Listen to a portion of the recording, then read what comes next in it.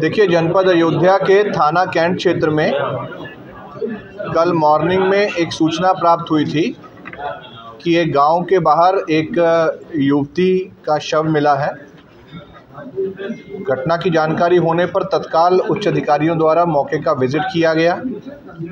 घटना को देख के लग रहा था कि ये युवती की हत्या जो है कारित की गई है। तत्काल उसको पोस्टमार्टम के लिए भेजा गया।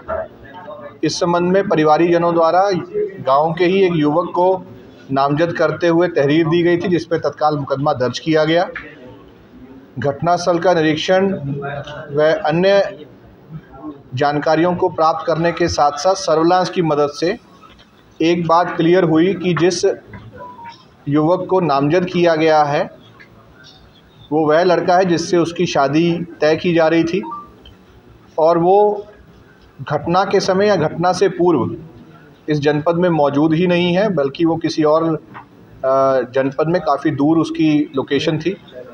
साथ ही साथ ये भी समझ में आया कि फ़ोन के माध्यम से मृतका की जो बात है वो किसी और नंबर पे भी हो रही। इस पर हमारी एसओजी सर्विलांस थाने की टीम के द्वारा इन सभी जानकारियों के ऊपर काम किया गया। एसपी सिटी साहब द्वारा लगातार इसका पर्यवेक्षण किया जा रहा था।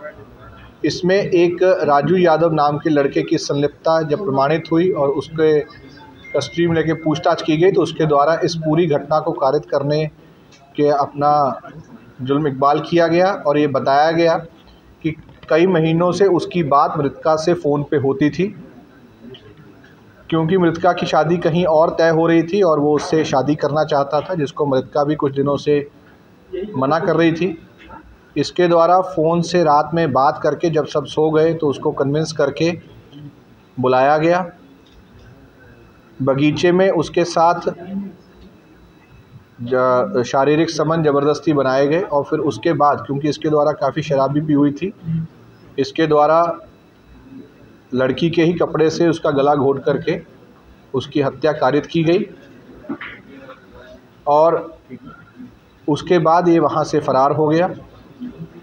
इस संबंध में 24 घंटे की अल्प अवधि में ही इस पूरी घटना को अनावरण किया गया, बल्कि घटनास्थल की निरीक्षण और बरामदगी के समय इस अभियुक्त के साथ, जो कि एक आपराधिक किस्म का व्यक्ति है, पुलिस की मुठभेड़ भी हुई है।